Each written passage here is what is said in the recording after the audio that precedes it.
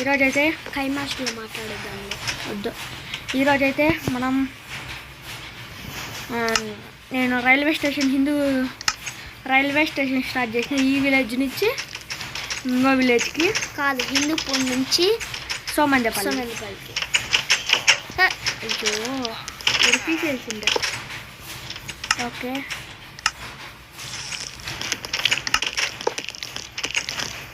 Okay.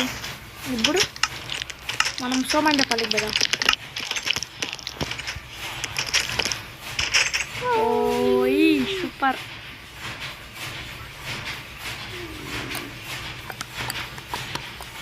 చూడండి, ఇంతవరకు అంతా నేనే కట్టిండేది. చాలా దూరము. హిందూపూర్ ఎట్లో ఇది అట్లే. అదిగా అప్పుడే మనం వదిలిండేది, వెళ్ళిపోతా ఉంది.